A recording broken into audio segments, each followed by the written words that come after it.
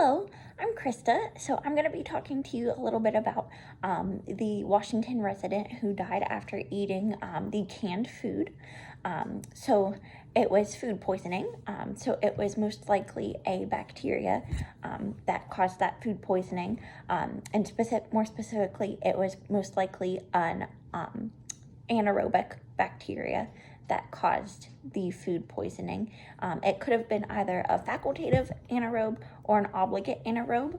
And the difference is the facultative anaerobic bacteria can do aerobic respiration, whereas the obligate anaerobic bacteria can only do anaerobic respiration. So the reason I say that is because the canned food is sealed, so there's no oxygen that is getting to those bacteria, so they must grow in those anaerobic conditions. Anaerobic meaning devoid of oxygen. So the conditions that allowed that bacteria to grow was obviously, that lack of oxygen and the nutrients that come from the canned food. So obviously there was a lot of nutrients in that canned source that allowed that bacteria to grow. And most likely, obviously the temperate environment that it was in, whether it was stored in a cool basement or, somewhere warmer, different bacteria have different sweet spots, so to speak. Some like it cooler, some like it warmer. So there's a different range where the bacteria can grow.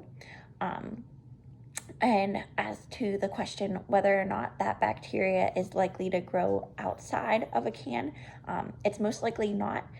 For example, if you have like an apple sitting on the counter, that bacteria is not likely going to grow on there. For one, that surface of that apple is kind of covering the apple. There's the peel on it, so they can't readily get those nutrients.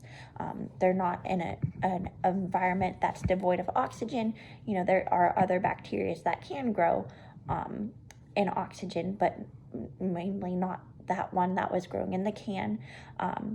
And then obviously it's a different environment. You're not storing your apple on the counter. It's not going to be like in a basement where it's cool and those bacteria can grow. So obviously there's different environments there.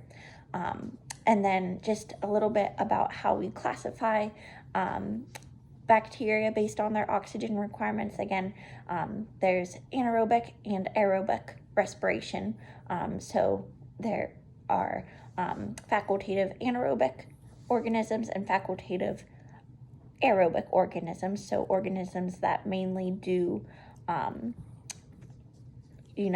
aerobic respiration, but they can do anaerobic respiration when needed, and organisms that mainly do anaerobic respiration but can do aerobic respiration when needed.